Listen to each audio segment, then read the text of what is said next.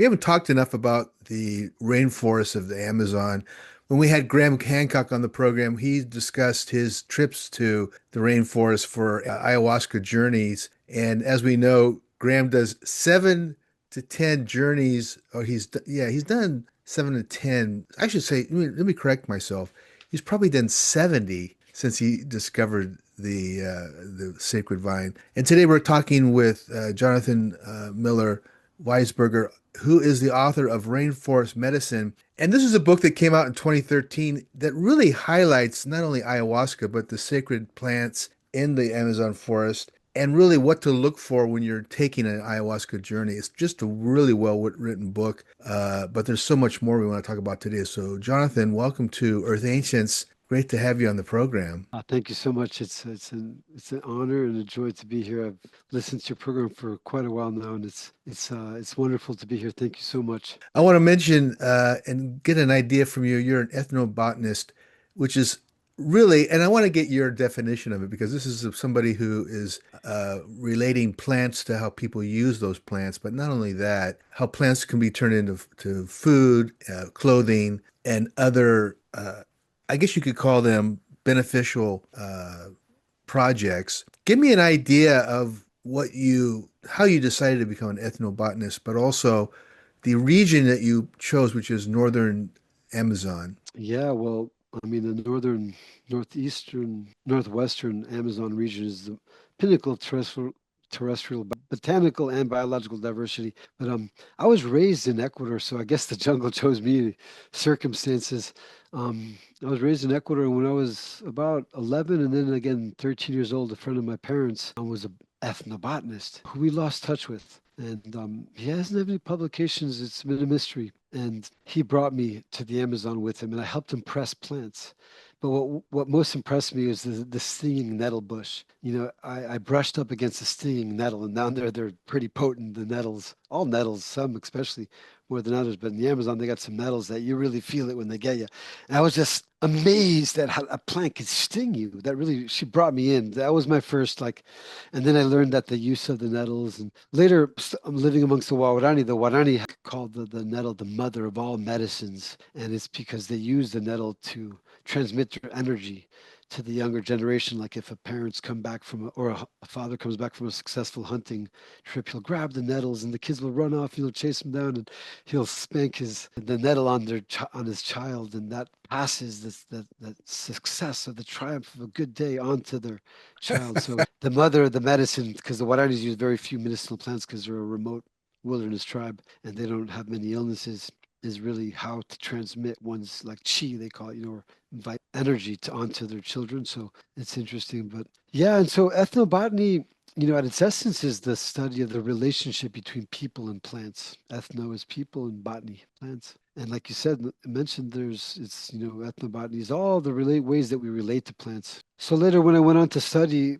at the Humboldt State University, Humboldt, um, Northern California, Humboldt? in Northern My God, Cali, I'm in yeah, San yeah. Francisco. That's my backyard. Wow. Okay, So yeah, no, were you raised in like Eureka or where were you raised? no, I was born here in the East Bay in Berkeley, and Oh, okay. and I'm in El Sobrante.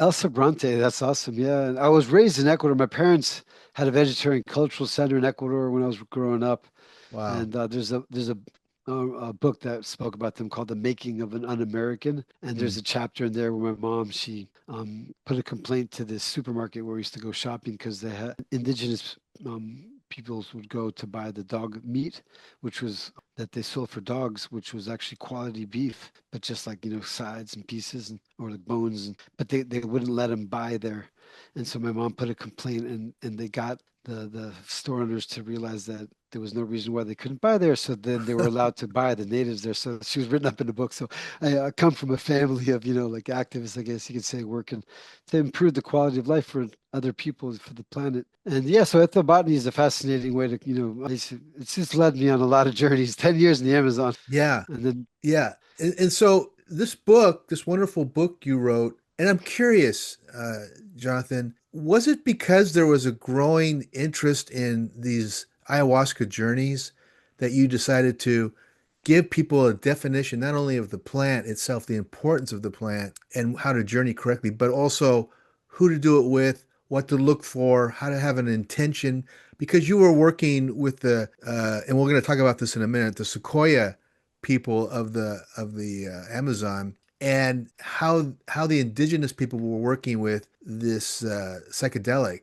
So, I mean, it seems because I mean the book has so much more depth to it than what I'm mentioning, but it seems Right. like it's your helpful guide to psychedelics and the importance of having good intention. Talk about that because so much of the book is really not only focused on ayahuasca, but I guess you call it yehi as well. Yeah. Yahe, Yeah. yeah. Uh-huh. Right.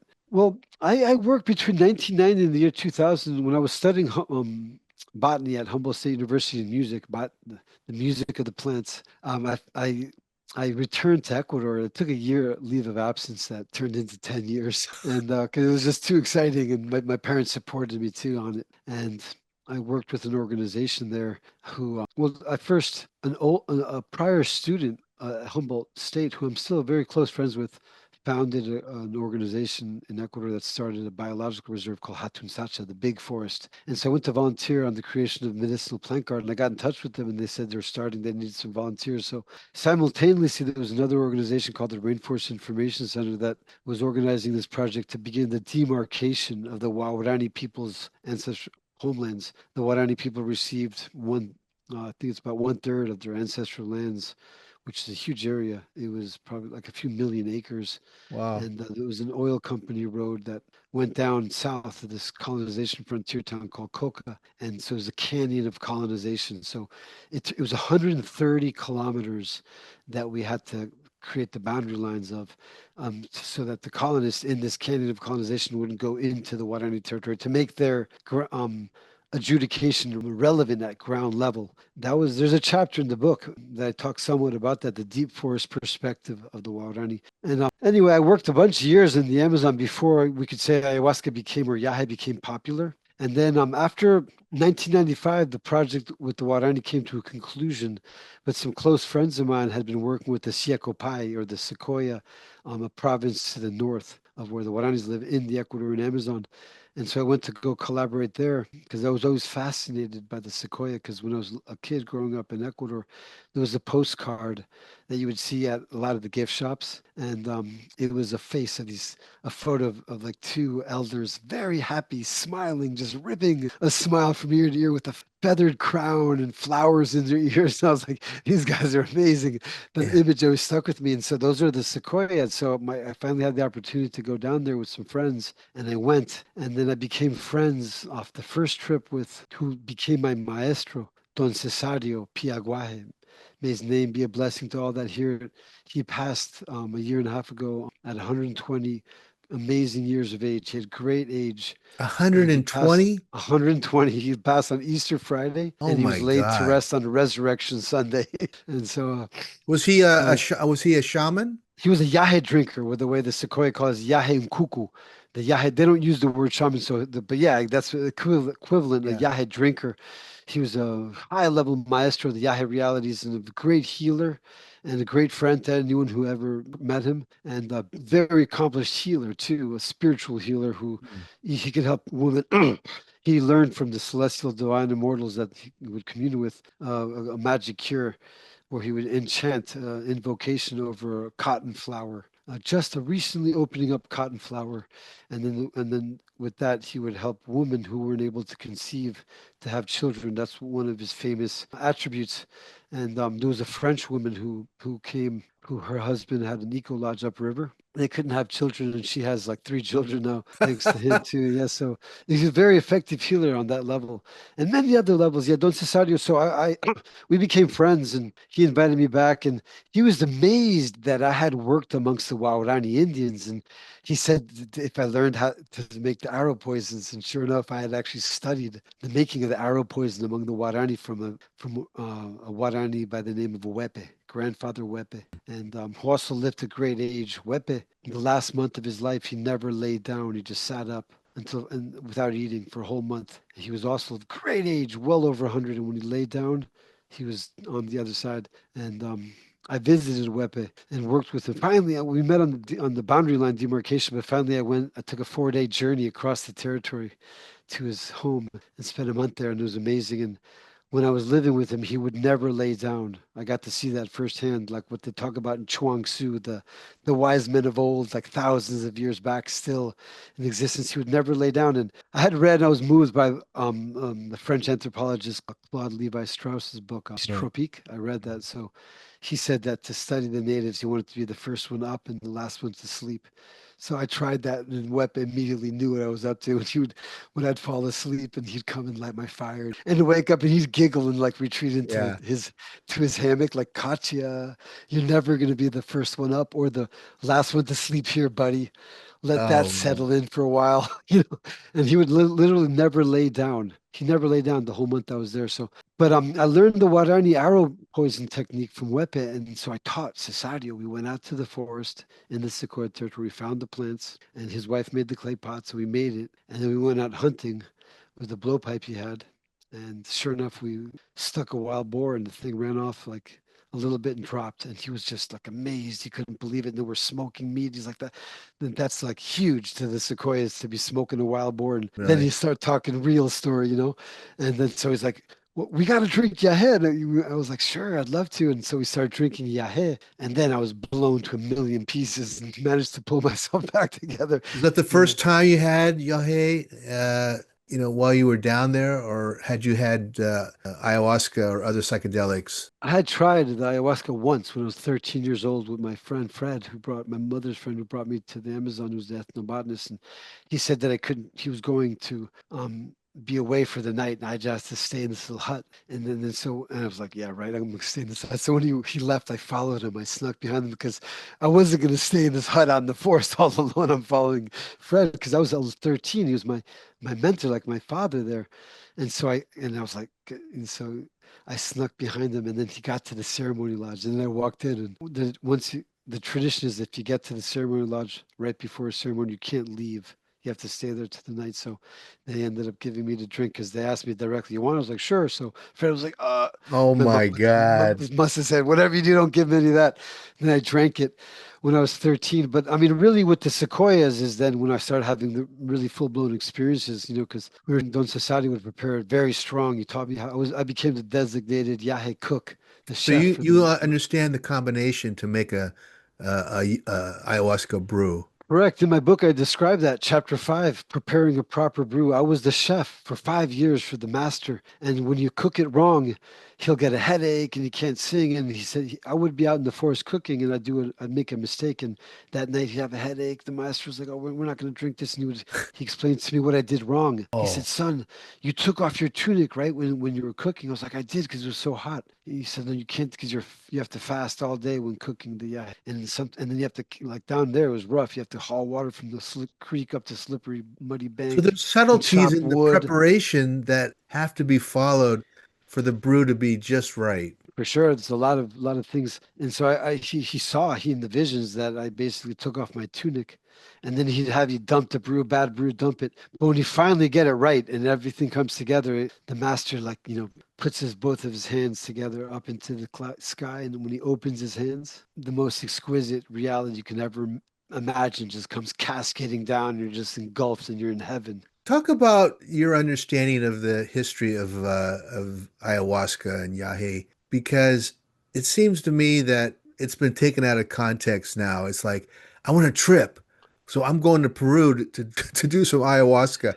What is it traditionally, or from a indigenous perspective, what is it used for? That's a great question. Let me just summarize the last question. So the book came um came out later, many years later, seeing that this is, traveling the world over, the book came out of more of an act of social responsibility because it's quite a bit of work. At the time I was already in full swing running the eco lodge. And also so I'd wake up at 3 in the morning for 3 straight years. I woke up at 3 in the morning till sunrise. It was the only time I had to work without interruptions, and I wrote the book more as I Wow. say, an act of social responsibility to share the some of the information in the oral traditions because plants, they travel, but the oral tradition gets left behind. And that's the pinta. The pinta is like the spiritual cloud. That's why, like when the yahe is harvested, you have to harvest it slowly and put it down. You can't throw it down so that the pinta doesn't get disturbed. The energetic essence that it like engulfs the vine, that's easy to disperse. And so that's the essence. One thing is alkaloid soup. Another thing is like an ecstatically charged sacred beverage that is owned by the celestial divine immortals. That we're just for a little bit we can experience what the reality is like. And so that's the purpose of the. And so yeah, the hopefully the book is to sort of kind of guide this ayahuasca or yahe barge that's floating the world over, and guide it, steer it in auspicious direction so that the original intentions of this can be what prevails, which is as a medicine to heal all kinds of things. This can heal from physical ailments like cancer to like to like emotional things, to help people find their life path when it's so the proper intentions of the yahe and are positive to help make the world a better place and community on a personal, community, and planetary level. But of course, I'm at one of the international herbal symposiums 2 years ago. I was invited to give a talk on precisely this topic, and so I thought about it quite a bit, and I came up with the title for the talk. It was called. There's a blog on my that we'll mention at the end of my website too about this, the delicate nature, right? The delicate nature of ayahuasca and yahe. And so I asked the question to a group of maybe 50 or 60 participants. I said, who here has participated in ayahuasca ceremony? And almost everyone rose their hands. And then I asked how many people have seen an ayahuasca ceremony go haywire, and like 80% of the people raised their hand. And I've heard one too many stories of people having like getting knocked off course, kind of like Humpty Dumpty fell off the wall, right? But who's there to put the What pieces does that back mean, together though, again? off the court? You mean a bad trip or just poor guidance? Well, a lot of things can converge, and people sometimes, I've spoken to people that have bad trips and left them frailed and shattered. So the purpose, and then like not knowing what they're doing with themselves, totally discombobulated, like nothing that we could call positive because they're confused. So the proper intention, when this is upheld properly, people leave the ceremony completely integrated, charged to the rim with positive energy, with a clear understanding of what their life purpose is, and understanding of maybe what's been going on with them, how to improve their life. Some people radically change their life. They have the courage to maybe just drop what they were doing because they know it's not the correct thing for them, and do follow their highest path, like like get out of the karma and into the dharma, so to say. So and they become spiritual too. Like people, when so the positive effects of it is what the original intentions are. And so back to your question is the indigenous people, for them, this is a sacred medicine that's used to for many reasons, but basically to merge with what they call like a celestial wind or an energy alignment that gives them the energy to live more joyously in the wilderness, because to live in the wilderness is not an easy thing, so you need energy for that, so it gives them energy. And then it's also the school of life, or their own basically native indigenous university, because they learn the cosmology firsthand by experiencing the cosmology. So the Yahe is used for oral transmission of the oral traditions. And then it's completely taken out of context now, of course, in the modern times. But since this is the Earth Ancients podcast, let me share before we go into modern day uses one of the oldest stories I know. Because I asked Don Delphine Payaguaje, may his memory be a blessing for all who knew him as well, one of the great traditional elders who passed some years ago now. He was the master of silence, because of course we relate ayahuasca ceremonies to chanting and singing, and the Sequoia have incredible songs. There's they call them the Hehenye, and then another kind of song is the Winya Kaye, which is a call and response between the participants in the ceremony and the divine immortals, the Winya Pai. So the fundamental purpose of Yahe Sequoia drinking is to basically understand the truth of the Winya Pai, the divine immortals. And Winya is a beautiful word, because Winya means like burgoning, or crispy, ultra fluffy, clean, or like that it's can be compared to like young flower just opening, or the butterfly that just comes out, or the down of a baby bird, the most ultra clean, ultra fluffy clean, like phenomena. So is the Winya. So the Winya Pine are the divine immortals, the always new divine immortals. And so the Sequoia drink, I had to understand the truth and the reality of these divine immortals. which are can be looked at as the extensions of God or the creator, the great spirit, the subtle origin that goes through all the dimensional realities without diluting its essence. Anything that touches the Winya bind becomes divine, is more divine. So we become healed. That's why people who drink Yahya understand their life purpose, because the Winya pine, anything that is in touch with that celestial type of energy basically becomes whole. Do they So talk about the uh, ancestors, the ancestral history of the plant usage, the sacred plants, and how far back it goes? oh yeah, they go. I asked Don Delphine, which is the oldest or the first legend of Yahed that he knows, and he shared me with a story that's just remarkable. So before humanity existed on the planet, it's like long before there were any ancestors of us humans here, Nyanye, or also known as Paina, the creator, which was created the earth, not the universe, but created the earth and formed many animals and also created humanity, was experimenting with different types of beings, and he brought to the earth the Nai Pai. And so Nai is the dawn or the dusk. So these are the dawn or dusk immortals. And he brought them to the earth. And Creator had two bundles. The story goes that one was the day bundle and the other was the night bundle. And so he would open the day bundle and out would come the day. And then he would close it and he would put the day away. And then he would open the night bundle. And that would come the night and all the stars. So Creator went on a walk, and he had informed the night no one to mess with his bundles, not no one touched my bundles, he would say. And so he went on a walk, and then the night fell. So he knew one of the night was mischievous and went against his word and opened the night bundle. And so he started to break sticks along the trail so that when the day came, he would find his way back. But he came across a ceremony of Yahé that was occurring because the Sequoias say that Yahé, many different legions of divine immortals have the Yahé. For example, the Nai Pai, these immortals have Yahé, as well as like the Usepo Pai, the Median immortals have Yahé. The Haikunti Pai that are inside the earth, in the holographic universe, universal vision of the earth is inside is like a heaven. So inside the earth, there's alternate dimensions where these Haikunti Pai exist. And those are they have Yahé as well. So in this case, the Nai Pai were in a ceremony of Yahé.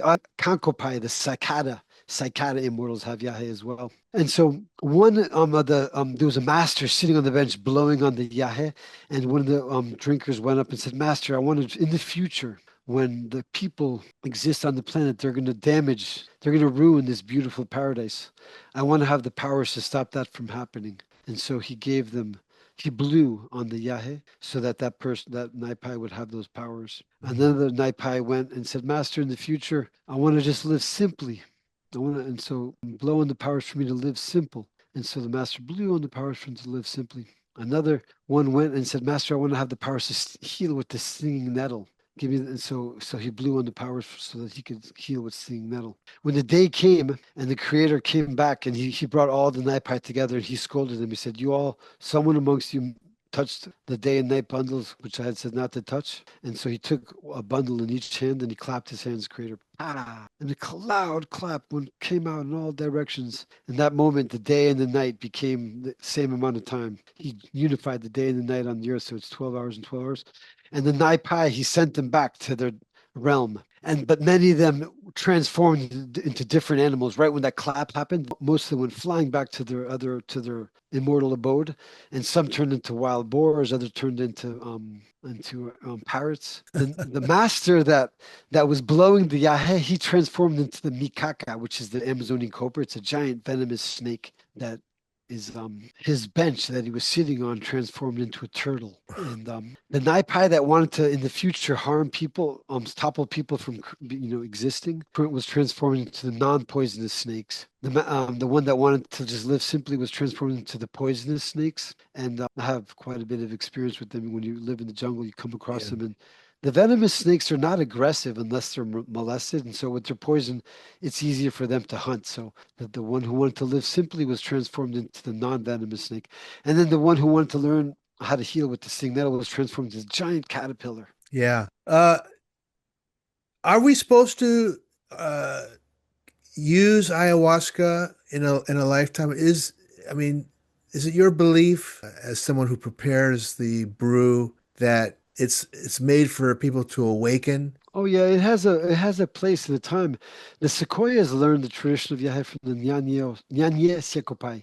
Nyanye is the name of creator, and Sekopai is multicolored people, from God's multicolored people. There's a Yeah. legend that, and it's written in my book, they encountered the Sequoias were like nomadic Sweden agriculturalists that wore loincloths, and they encountered this group of divine immortals that wore striped multicolored tunics, and they had these bushes, cane bushes, were that would hum, and out of them would come flying from the tips beautiful iridescent bluebirds. And they taught the sequoias how to prepare the yahe for the sunrise renewal to vomit at 3 in the morning, and then how to prepare yahe water. We drink a bunch of that, and then how to do the graduation, yeah, what they call weasiko yahe, the yahe or yahe that has the consistency of honey, very thick. They taught them everything how to prepare. But sure enough, some of the sequoias disobeyed some of the hierarchy, some of the basically guidelines they laid out. And so they disappeared one day and they vanished. But the Sequoias, in that encounter, completely transformed their culture. Now they start to wear tunics and cross necklaces and feathered crowns. And they learned many, many wisdoms from them, how to recuperate our nature. And so indigenous mythology and cosmology has to be interpreted. And that's part of my task, is to find the modern day interpretation of ancient truths without diluting the essence of this, right? And so the fact that they're the multicolored people, God's multicolored people, this shows it's, I guess we could say it's similar to the I Ching, Oh, which like right. it could have been, right, it could have been all in Chinese calligraphy that only, people that understand that could, well, it's no, it was in a very simple, broken and whole line terminology. So it's definitely the I Ching is a universal tool. So, many Taoist, scholars have gone through great effort seeing the value and seeing the oneness of humanity to, make lucid modern day renderings like the Master Ni, watching Ni's version of the I Ching that I've studied extensively. It's helped me a lot for all my projects. But so the Yahe tradition as well, it's indeed one of the great world heritage traditions that's here to help humanity. And what's important is that it's used correctly. It's like the sword, like a double-edged sword, of the master's sword in the novice's hand. Like there's so good can come from it as well as harm. So the important thing is the guidelines. That's what the book is intended to share, that guide this in the auspicious direction. Yeah, Graham talks about the use of ayahuasca in his book Hallucinations as a evolutionary tool, and I'd like to hear from you on that topic, where sacred journeys are used to understand what the future is looking like, where the problems are, and how to set up the next move and the next uh, life. Ayahuasca has always been used to transform culture, to live a life more aligned. It shows that basically, like, the way to, to salvation can only happen when we align with the integral salvation, because the illusion of duality, there's not a you or an I to save. It's like everything together, basically when it aligns, that's why it's called the integral salvation. But each person we cultivate ourselves, if one person saves themselves, then that's going to be, a step in the right direction for all life, all humanity. So these tools help us to align with spiritual reality. What's phenomenal too is that no matter what religious belief someone might have, the Yahe or ayahuasca, it doesn't go against that. It's not a religion or a cult. It's a spiritual reality. It helps any person wherever they are with whatever ideology or whatever belief find their purpose, clarify, oxygenate their place in the mosaic of life. And it just has to be used correctly. For example, there's a lot of medications now that are contraindicative. People on certain medications, if they were to take this, they could be greatly harmed. Different Yeah. kinds of like, and there's more and more medications, different like antidepressants, basically, because it's a serotonin Antipsychotics. I mean, they're and everywhere. precisely. So that's something for modern day people that really has to be looked into before they embark on an ayahuasca journey. They have to make sure they're qualified. Yeah. If it's a special plant medicine, should we use it more than once in a lifetime? I mean, other than I mean, I'm wondering because when I hear people doing multiple journeys, I'm thinking, okay, this is a kind of a fun game for them. But somebody who's serious about it, like you are, who's written an entire book about it, what's your interpretation on the usage? Yeah, it's such a vast phenomenon, but basically there's a story of a person in the 1930s that from Colombia that came to the Sequoia territory and drank one well-placed ceremony, just boom, the proper one. And he became a famous healer that never drank ayahuasca again. He just became a famous healer that used many kinds of methods to heal. I forget this person's name, Yeah. but he became a well-known, renowned, very famous healer in Colombia. And the sequoias, they go back all the time. This is, because they want to stay aligned and keep the energy because it's easy to Yeah. drift and go out of balance. So there's everything from in between, from, going back regularly to drinking once and letting that one time, like basically affect the rest of your life. There's I wanted to share something about the how vast the ways this is used, and as an example of how ayahuasca is always used to improve the person's life in the Colombian coastal region of the Choco, amongst the Afro-Colombians there, Black Colombians on the coast of very remote wilderness areas where they live on the Pacific coast of Colombia. These natives, they're blacks, but even in Ecuador, the indigenous Afro-Ecuadorians have been declared they're very different and they're more like Africans because these people, up into the 1930s, there was African tongues still being spoken in coastal Ecuador from escaped slaves from these slave boats, and so these tropical wilderness areas were very much like equatorial Africa. And so it's really amazing. So, and then they merged with the indigenous peoples, right? A lot of beautiful culture have come out of that marimba, but they learned the use of ayahuasca. But I learned there's a very strange use. So these Afro-Colombians would drink what they call the pinde. They drink this ayahuasca beverage, and then they'd sit down, squatting down with their head between their knees, and the master would, with a vine of the ayahuasca vine, would walk around, swinging this vine in the air, slow like this in the air, and then at some point in the night, like randomly, he just like whip it down onto the back of one of the participants, random, like just he's in the trance of the medicine too. And then that moment, they'd get up and scream, and in their screaming, they'd see in their vision where on the river was the gold deposits, and they'd use it to find gold. Wow. And it actually worked? Well, that's how they use it. Yeah, they would work. They'd find the gold. And so Amazing. that's a strange, very strange use. But basically, the ayahuasca offers a sacrifice. In that case, is like getting whipped by their maestro, no? And then so like in other cases, it always so that the minimal case, that's why the people fast.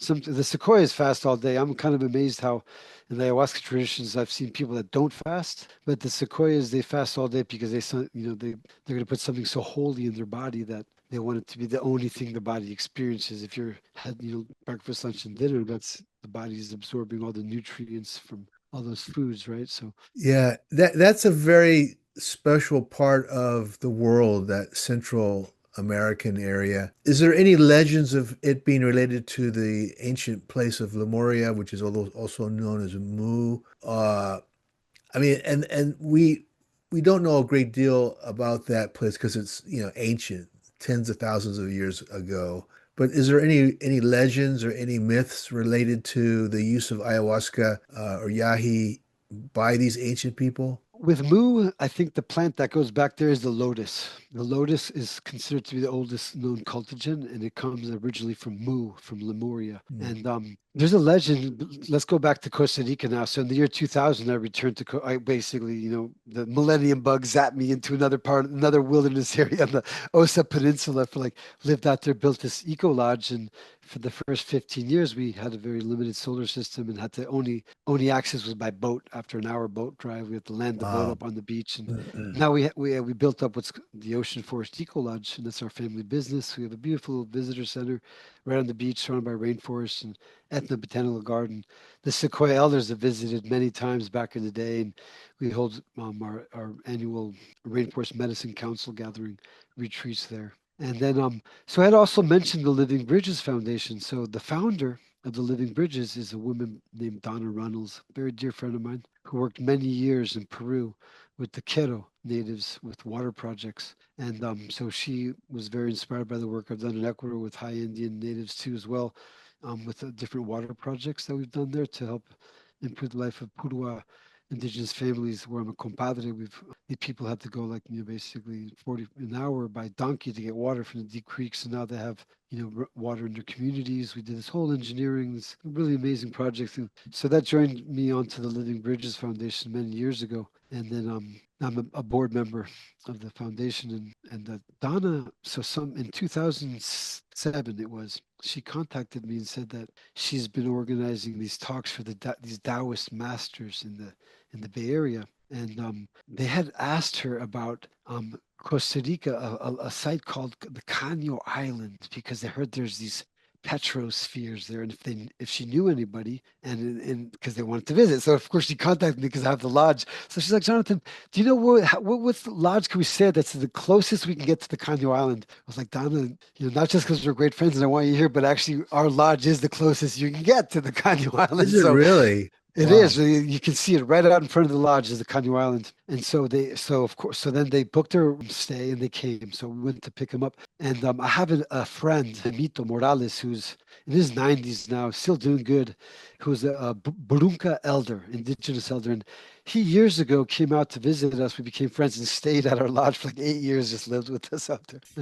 And so he was living with us. And so I was really excited. So I told him because so I said, I have an indigenous elder. This will be awesome because I think it'd be really important for the meeting of the minds, because they wanted to visit these spheres. And they said, Don Memo knows the stories of all the spheres. So they were really excited. I have a blog an article about this. It's called CD, the ninth dimensional goddess that protects the Osa Peninsula. And so we met Don Memo. With the Taoist masters. They came. We went to different sites near Puerto where the ancient petrospheres are found. And I'm going to get to Lemuria in a bit because the spheres have to do with Mu and Lemuria. And they don't have.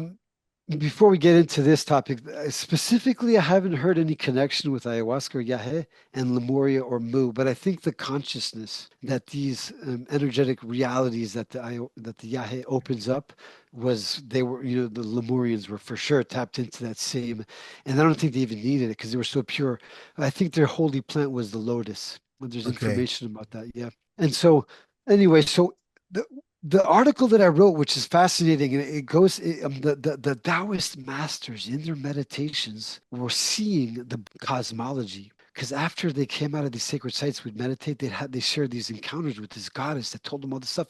And Domemo was like, "That's our stories," and like you're seeing our stories. So I wrote about that in this article. When you went out to the Cano Island is a very special place. It's an island that's off the coast, right in front of our lodge, and there's still a few spheres there. It was an indigenous burial site of pre-Columbian times, and it's considered to be a magnetic vortex. Compasses go around in circles. It's one of the spots that's most hit by lightning of any other location in Central America Let during me the just rainy stop you. season. So on this island, Canyu Island, Uh-huh. the gravity, the magnetic field is very high, is what you're suggesting. Correct. Okay. Is there any ruins of buildings there from an earlier civilization, or just these stone spheres in great quantity? There's not that many of the stone spheres, just a few, and they're not the mega big ones like found in Palmar Norte on the mainland, just across from the island.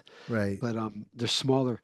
But there's many, many, many rock-lined pits, like hundreds, if not thousands, and still there's intact indigenous ceremonies, and there's like insane level archaeology was found there. That's at the Metropolitan Museum of Art in the gold section of Mesoamerica, like triple gold eagles, like 1 pound of gold, and like three gold eagles embracing each other. Jaguar Wow. head made of solid gold with jade molars. They were very, very advanced. And these were navigators. These ancient pre-Columbian peoples were jade carvers and they were navigators. And they visited.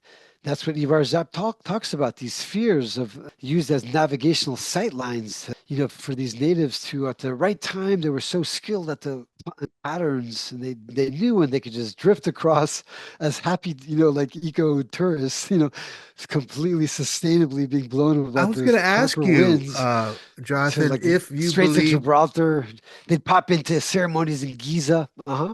I mean, do you believe in Ivar Zapp's theory that they were navigational tools, these stone spheres? Because it doesn't make sense. They're solid cut stone, granite, and I mean, maybe they float if you put them in certain water situations. I don't know. No, they're granite, and I think it's probably close to impossible from what I've read some studies say to replicate them even with modern lathes. So back then there was no way anyone made them. In the Brunca, what they say about the spheres is that there were buried teardrops of compassion from the divine realms that God, that when they fell to the earth at a time of apocalypse, the earth burned up, and there were like seeds of fire that fell from heaven and burned the whole earth. There was a time of apocalypse, like before the great flood, and then from the ashes and there more teardrops of the gods grew the first cacao tree that gave birth out of the pod, the cacao pod, to the first woman who gave birth to the first man.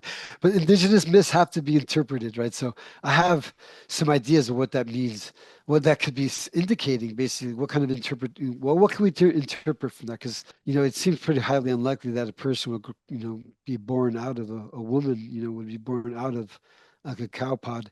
I look at it as more that cacao had a very profound impact on transforming culture, Mm. and these spheres, basically the alignment was like splattered by heaven. Like, of course, it had to be that way. Like, just like God, throwing down some speckles onto the planet, pa, pa, pa, pa, pa, pa, pa, and they aligned. And so they were served for so many multiple purposes. One, as you were up, they're pretty much proven Erickson.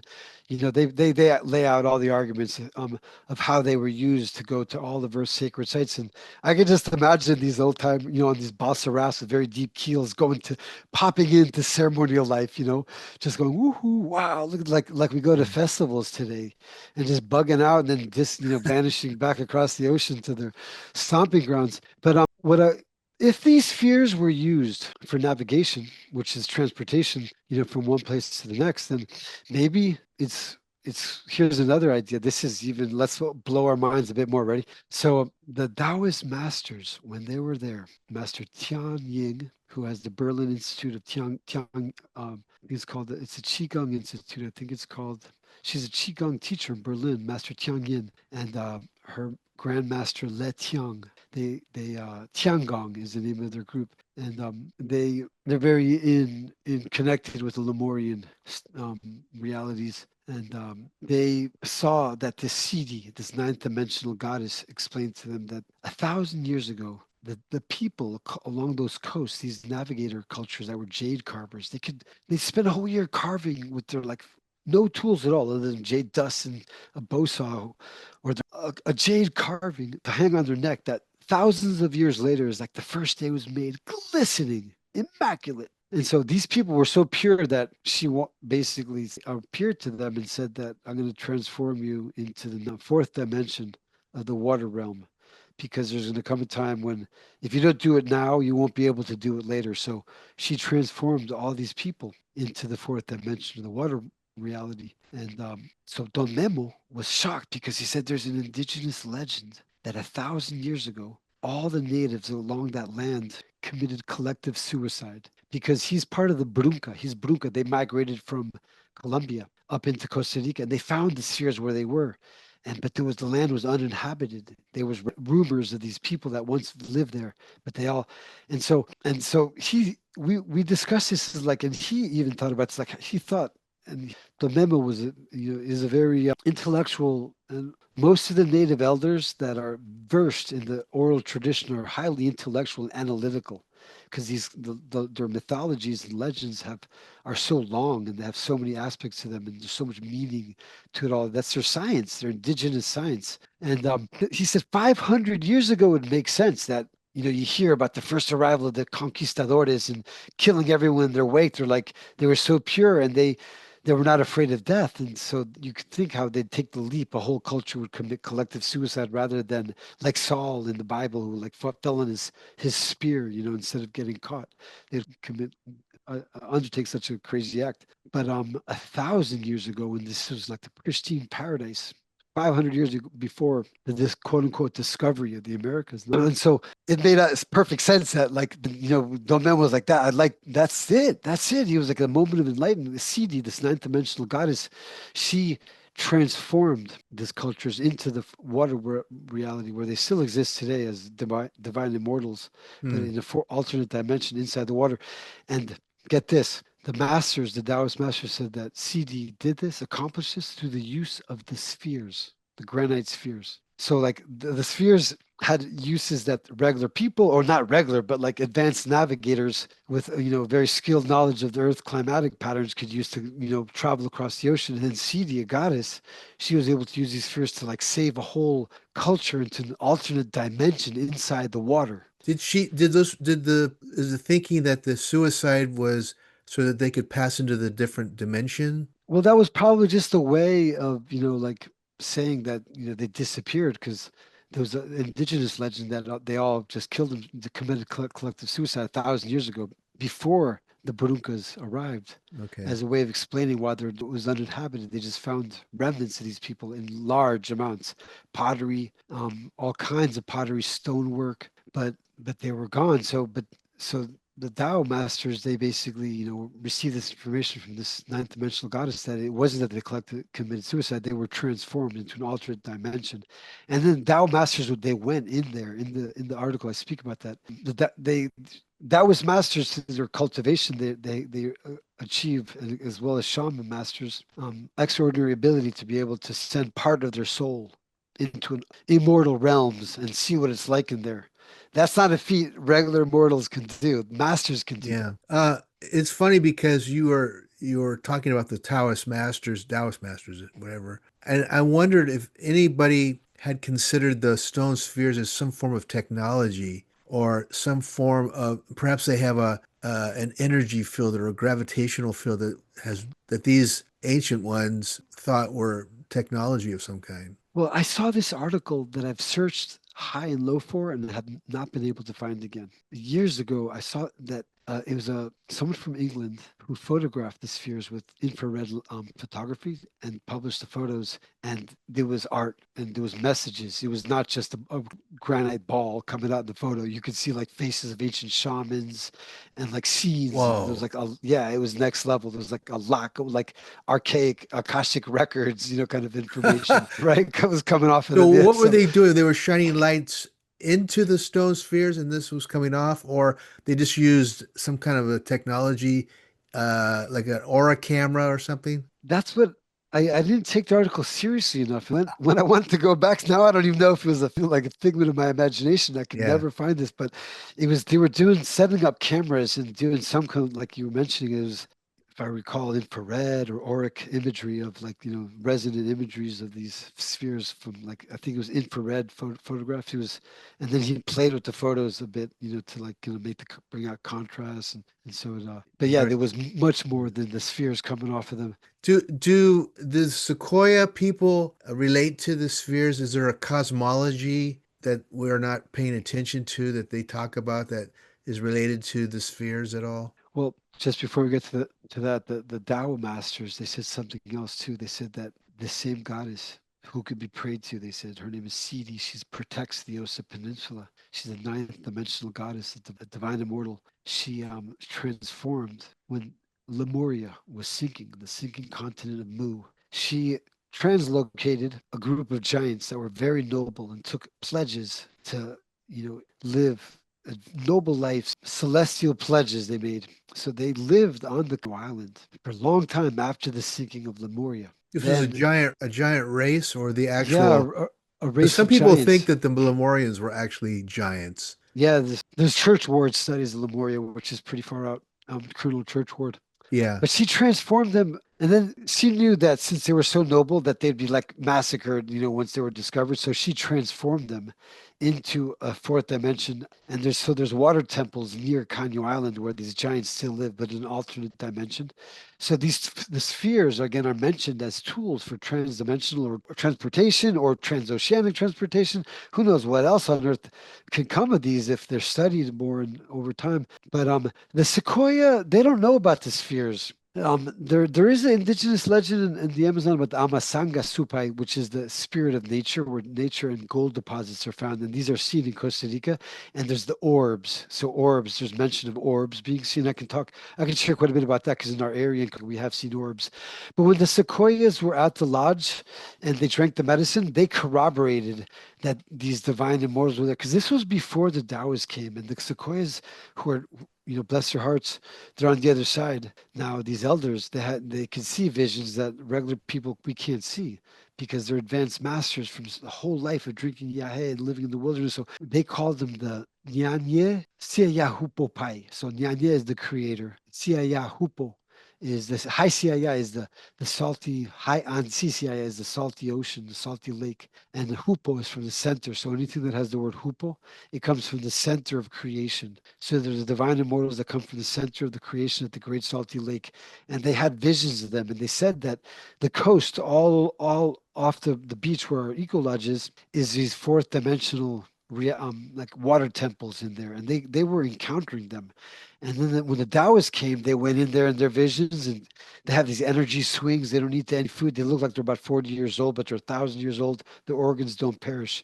And so the Sequoias were really happy because in the Amazon, they have to deal with a lot of heavy stuff. And so drinking the medicine in their territory, oftentimes there's sorcery. They have to set up arcanas, which takes a lot of effort to set up like protection shields around.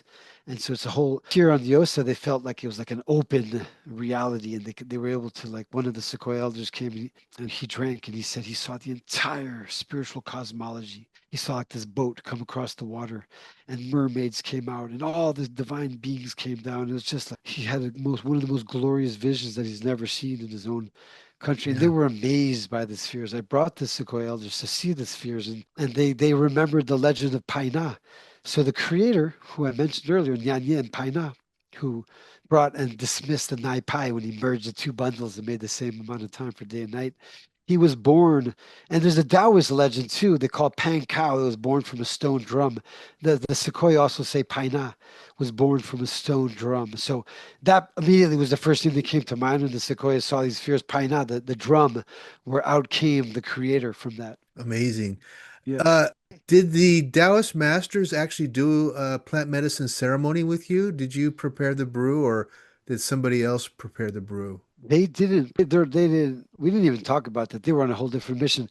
They don't even need the brew. Friggin' Master Chang Yin, that was there for 10 days and didn't eat anything the whole time she was there. I mean, these are masters. They're not regular people, and like they just They're hop not regular around, people. They're like, bubbly and happy, like if you're having, like on champagne. And there, she wasn't even eating. She did like the guayusa tea a lot, though.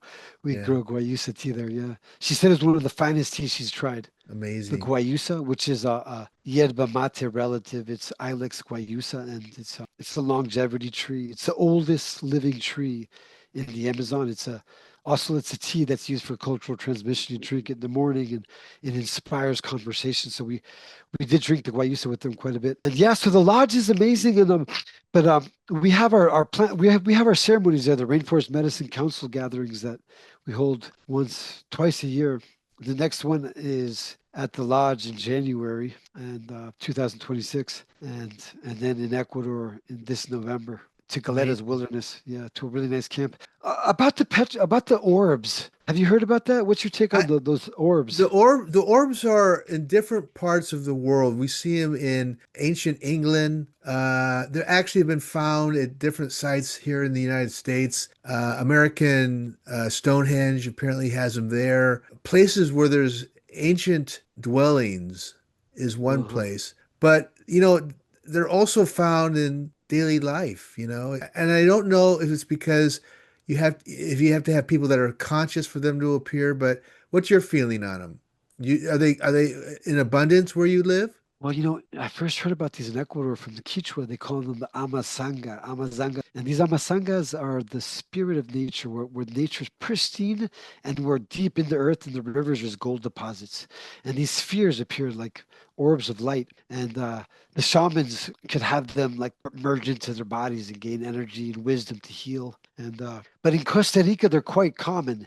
And I heard about them, and I heard about them first from Don Memo, our Brunca elder, and he shared some amazing stories. What do they have to say about it? What do the indigenous people say? Well, Don Memito lives along the banks of Costa Rica's largest river called the Teraba River, and sometimes he gets it in him in the middle of the night to go on a bicycle ride down the highway.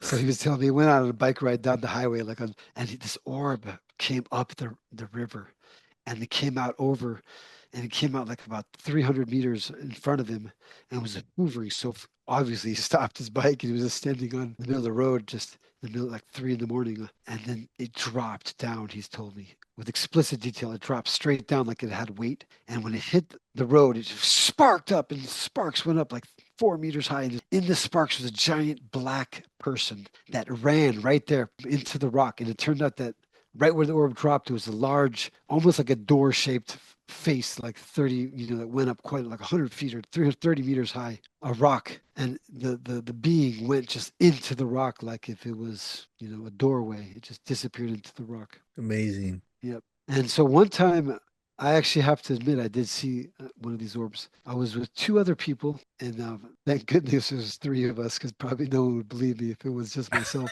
being alone. And we were right out by the cafeteria at our lodge, and the full moon was shining beautifully. And we were having a conversation, and we started admiring. Well, we were like, "Wow, what a beautiful full moon! Yeah, look how beautiful the full moon is." And then I was like, "It's not the full moon," because I keep track of the moon time. It's like a crescent moon. I looked over, there was the crescent moon. I was like, "What? There's the crescent moon." When I looked back, he was gone. But for like 10 minutes, we were there basking in the beautiful orb light. It was just like a full Wow. moon. Amazing. The three of us, yeah. Uh, so you don't see orbs on a regular basis when you're doing ceremony or you're with the Sequoia people or whatever. No, it's the orb is an advanced vision. To see the orbs, you have to have a lot of virtue, or you have to do diets, dietas. And the orbs, like I say, these are Amasanga Supa. It's believed it's a spirit of nature. So it comes to you and comes to the people when they're ready. It has its purpose. It's like, like sometimes if you go out into the ocean and floating out in front of our lodge, it's amazing. You can hear the whales singing. It's like an amphitheater. The whales, they'd be 100 miles away, and you can hear them singing. The way they're sound travels through the water is just incredible. Wow. With a snorkeling mask, you can see like amazing little creatures floating by that are like sacred geometry, very intricate little sea creatures floating by. What purpose does that sea creature have? Like a little microscopic, just super beautiful little sea creature, like translucent, like jellyfish type thing, right? Wow. The orb is the same. It just happens to be something bigger that floats around once in a while. And like there's like Earth when it's in the prestige. That's what's so wonderful. The Taoist master said the Osa Peninsula has to be protected. It's like a celestial island. It has to do with energy, though, because I know when I'm in Maya land, which is Mexico, and looking at an ancient archaeological park, there's certain pyramids that attract orbs. In fact, they've been photographed, and it's an energetic thing. There's energy. A lot of these pyramids were built over telluric energy fields, and I think the orbs are attracted, or perhaps they're even generated by them. It's a dimensional portal or something. That brings it into what the phenomena of the ayahuasca world, the tincuna. The tincuna are believed to be orbs, or that out of the orbs comes sacred geometry. They can be there's no Don Pablo Amaringo, our great friend and spiritual mentor, Don Pablito, who I had the good fortune of befriending. His artwork graces the cover of my book, Rainforest Medicine. He encouraged so much that book to be written, because we were friends, he came to the lodge 3 times. I was going to say And the paintings look yeah, like ayahuasca journeys. Beautiful.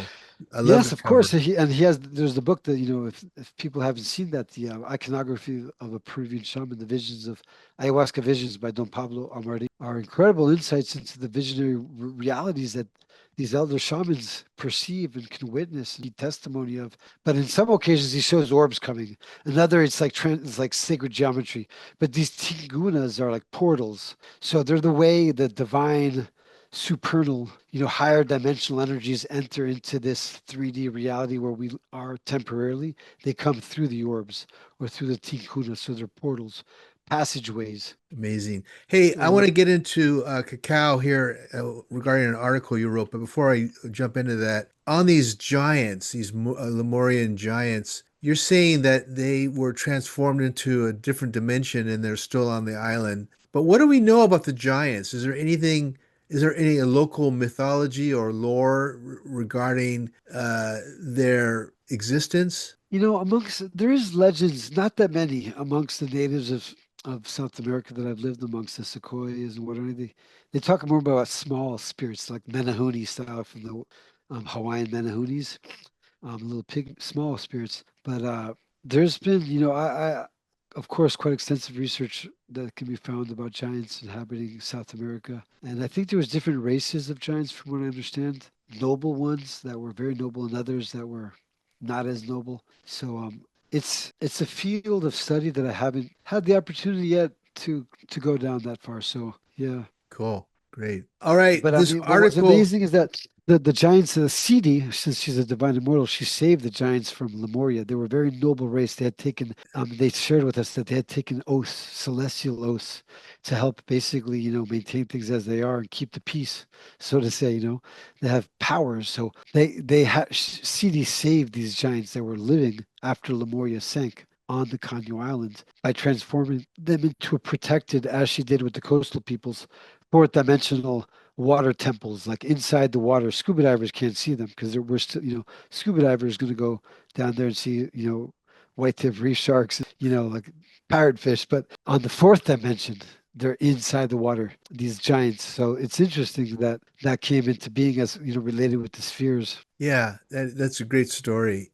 I haven't heard that before. Oh, great. Talk about the article Cacao, the World Tree, and her planetary mission. This is an article you wrote. And I had to say this, I've been fascinated with cacao for decades because it's thought that it was one of the gifts from Quetzalcoatl, the Mayan god.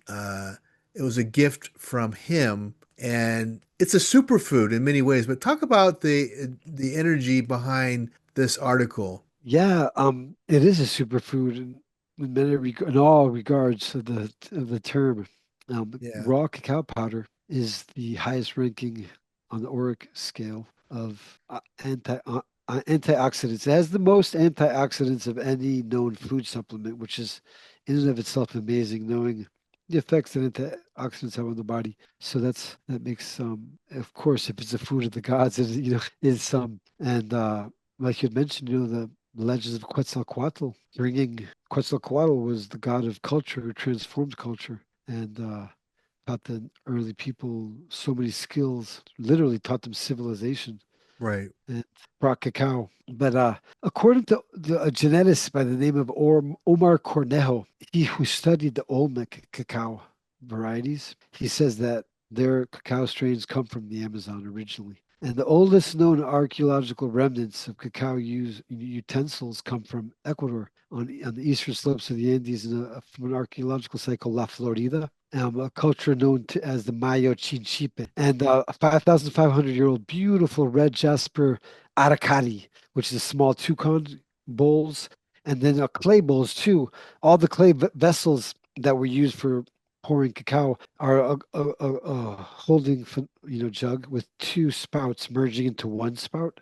So it's again like using cacao to bring two sides together, spirit and matter.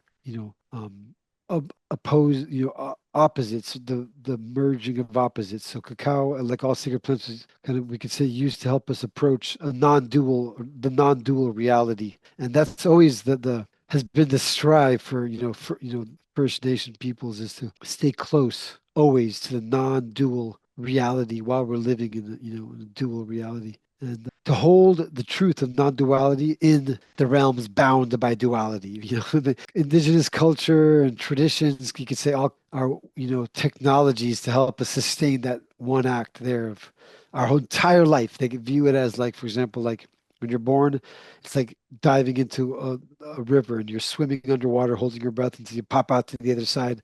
Is when in this world we die, boom, then we're back in the spirit land. Like they say, like the physical awakened reality is like a shadow of the spirit world.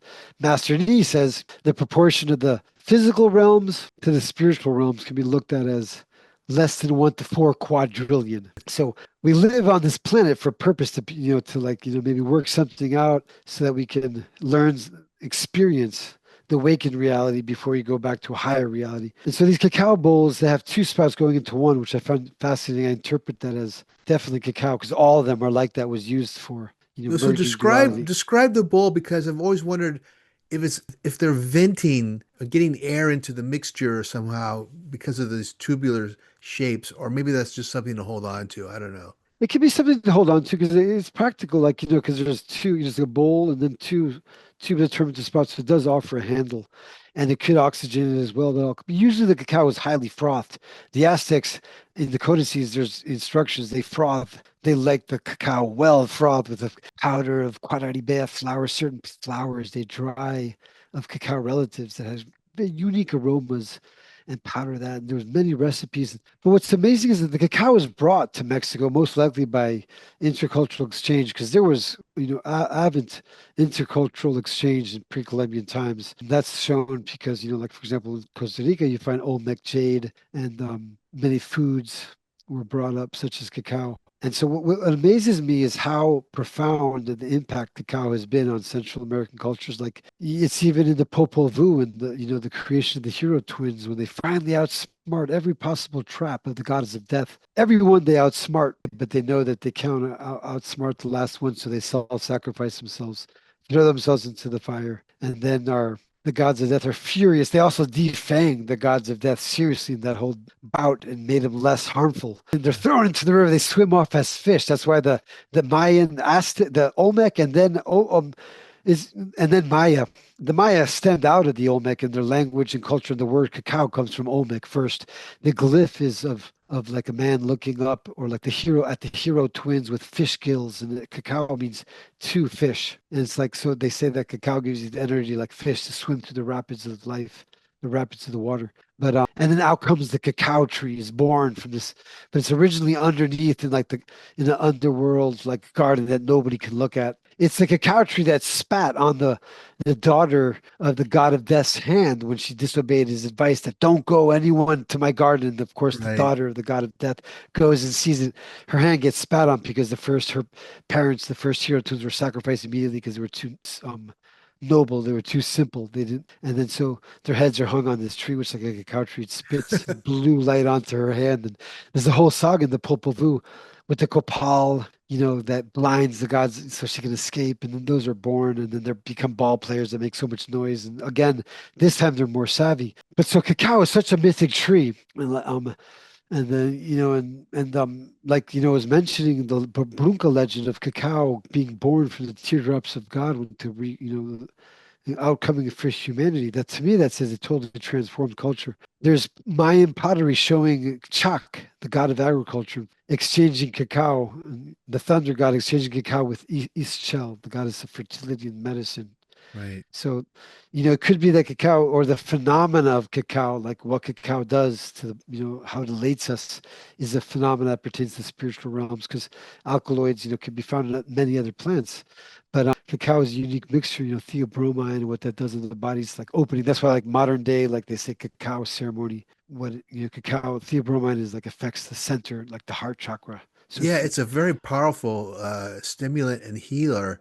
But what is there a variety that they use of cacao that they turn into cocoa or chocolate, or is it just that they cook the seeds and that's what we get today for present day cocoa? there's a gene bank, a cacao gene bank in Trinidad and Tobago that has over 2,000 varieties of cacao. It's amazing how many varieties there are. Wow. The ones that go into like the mainstream, consumer flow of chocolate or cacao beans are usually hybridized. They require a lot of pesticide. It's the cacao, like all sacred plants that make themselves, get brought out into the world, has a lot of. It's like the sword, the double-edged sword. On the one hand, it does both good and also harm. There's a lot of like You mean because of deforestation. the mass growth, commercial farming, and they got to grow it quicker, so they're going to add not hormones, but enhancers and things like that. Well, also because it grows in the wettest parts of the planet, which is also the most diverse part. So the tropical wet forest on the eastern slopes and western slopes of the Andes, that's the most diverse part of the region, has been greatly deforested for chocolate tree plantations, turning like a forest that has 300 species of trees per hectare into one tree. And consequently, there's cacao blights. So there's a lot of so it's hard to find organic, basically, cacao because a lot of it is fumigated. Then cacao was brought to Africa. There's a lot of deforestation. There's childhood slavery I in couldn't Africa believe that when too, I as read well. that in your Yeah. article that there's a huge cacao plantations in Africa. There's been class action lawsuits against the big companies to like prove that none of their cacao comes, but it's kind of silent. It's hard to track. But ultimately, Cacao is a superfood, and her message, I call it the world tree because it's one tree that's gotten around the entire globe. Who doesn't know chocolate, right? So, and it's also it's kind of symbolic of the world tree that could be maybe seen as the tree of life in Genesis. Adam and Eve ate from the tree of knowledge and were booted out of the Garden of Eden, but the tree of life was protected by divine powers. I think what they're called cherubims, were to protect this tree so that the knowledge of the tree of life. But what does that mean? So if the sages that are able to perceive the wisdom, the knowledge of the tree of life have aligned themselves with celestial virtues so that the guardians, the celestial guardians that are protecting the tree of life allow them to receive this wisdom. And so I think cacao is one of those trees because if people see her as the representative of the precious element water. Without water, we'd all be dead. It's the most precious element, way more valuable than gold or anything else that's considered highly valuable in this time. And so cacao, she comes from the wettest part of the planet. So consequently, she's the representative, the ambassador for water. We're just not seeing her that way yet. And for diversity, I study permaculture, and there's like an interconnecting cycle in permaculture that speaks of diversity engenders fertility, and fertility engenders stability, and stability engenders diversity. It's like a triangle, like a circle that's like in perpetual unison. So basically, without diversity, we can't have fertility nor stability. Diversity engenders stability, stability engenders fertility, and fertility engenders diversity. So cacao is the representative, the most of the peak pinnacle of planetary botanical diversity. So I think if we can see her as that and align with heavenly virtues, cacao can become part of helping improve the quality of life of people, both where it's grown and all over the world over, both in health, for health.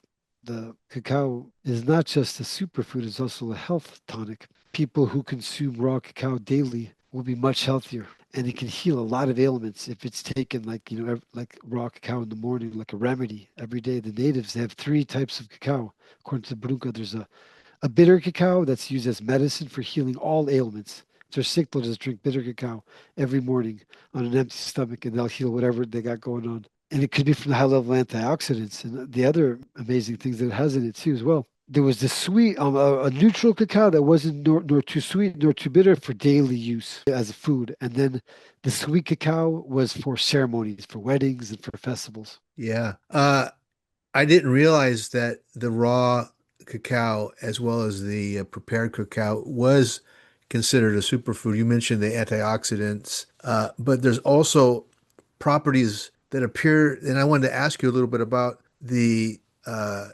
spiritual side of it. If it's used in a ceremonial fashion to enhance meditation or enhance spiritual journeying, that's not necessarily psychoactive. That's one of the most noble plants there are, cacao. I mean, it does have some caffeine and theobromine, but most people probably, can handle that. It's not, it's a lot of people that, would never dare drink ayahuasca could benefit greatly from cacao. And it's not an entheogen, so it's just more like cacao is I believe it activates like the thymus gland in the heart chakra. So it helps people to open their hearts more with continual use. People are stuck holding on to grudges. So the cacao ceremony gives it that extra nudge. I think it's a modern day thing. It might have been, cacao has always been used ceremonially since ancient times as a form of community with divine energy, with the gods, basically. The name Theobroma is food of the gods. But when used in a modern day setting, I've participated in cacao ceremonies that are very enriching and healing, where people sit together and drink cacao, and usually it's talk about something that perturbs you, something that's holding you back in your heart. So you talk about it, you get it off your chest, and people cry together, they laugh together, people feel more relief. So that can be very healing. So it's centered around like a heartwarming opportunity to unpack grudges, maybe. Like they say in Hawaii, the honoponopono, like forgive and pardon. Through forgiveness and pardoning ourselves and others, we can come to like, peace on things. Fantastic. Jonathan, we could speak for hours. Wonderful world that you live in as an ethnobotanist. What do you want to leave us with? What's some wisdom from your part of the world for us modern seekers? Well, cacao can be purchased at Kayari, Kallari, is a Cayari chocolate company from Ecuador. It means past, present, and future. They're restoring degraded farmland. It's an amazing source of wholesome, energetically high quality cacao. And yeah, what I'd like to say is, back to what the beginning. Thank you so much, Cliff, for having me on, for having this opportunity to share. We have, quite a few projects going, just maintaining the lodge. Like we got the ocean rose, and we had a very strong rainy season last year to wash out our bridge. We work on a thin budget, so we're raising funds to build a new bridge out to the lodge. We have a permaculture teaching center that's still a fledgling, and we're trying to eventually get out. We have half the materials ready to build a little volunteer teaching center. We support projects in Ecuador, so we can receive donations through the Living Bridges Foundation for our work. I'd love to. We have that it's basically that. I don't know how we can share that with people, but the Living Bridges What's the Foundation web address? Give us the web address, and for that. I'll also place it on the show notes so people can go there. Okay, great. Yeah. So donations can be made tax deductible in the United States through the Living Bridges Foundation, which is a 501(c)(3) nonprofit organization. And the website to that is basically the Living Bridges Foundation. And let me just pull that up because it kind of caught me off guard. I really appreciate you bringing that up. So that's livingbridgesfoundation.org. Perfect. And then our my work is the main site. Our family business is the Ocean Forest Eco Lodge. That's oceanforest.org. And we have a blog there too. And we have a visitor center. And that's We'd in love to Costa hope Rica, right? that's in Costa Rica on the Osa Peninsula. It's surrounded by wildlife. It's a nature sanctuary. We have room for up to 23 visiting guests. This January 2026, we have our classic all-time Rainforest Medicine Council gatherings. Those are posted on my book's website under the link that says gatherings. It's rainforestmedicine.net. And Cool. you can read about the book. There's videos about the traditions of Yagé, and you'll see the retreats are posted there, both Ecuador. We go out to the Nadas Wilderness this November 21st to the 29th. I would love for some of your listeners to join us. It'd be wonderful. And also our Rainforest Medicine Council gathering in Costa Rica, which would be the 17th of January to the 29th of January in 2026. So yeah, Fantastic. so oceanforest.org is the lodge. Rainforestmedicine.net is the book and the retreats, the medicine retreats. And then the livingbridgesfoundation.org to donate to our work if you'd like the tax exempt status for your Okay. donation. Yep. And you lead seminars a couple times a year down there, right? Yeah, we do our what we call our Rainforest Medicine Council gatherings. Those are biannual, 2 times a year in Ecuador and then in Costa Rica. And those are 7-day wilderness immersions with really good diet-friendly meals. We have a very good chef, and we provide an opportunity for people to experience the plant medicine ceremonies in an authentic fashion. And so we do wilderness trekking. And Costa Rica is a bit more plush because we have the cabins. In Ecuador, it's wilderness camping, so it's more for people who like to experience the elements really close up. Costa Rica, we have our beautiful cabins right on the beach, and we have Wow. a beautiful ceremony lodge up on the hill, a beautiful facility that's just really, really wonderful. Yeah. Fantastic. Jonathan, a pleasure. Really great to meet you and get to know about the details of the book and your work and continued success in what you're doing. I think you're doing a great job, and I really appreciate speaking with you. Oh, thank you so much. It's been a great joy to meet you. That really appreciate this opportunity to share. Thank you so much.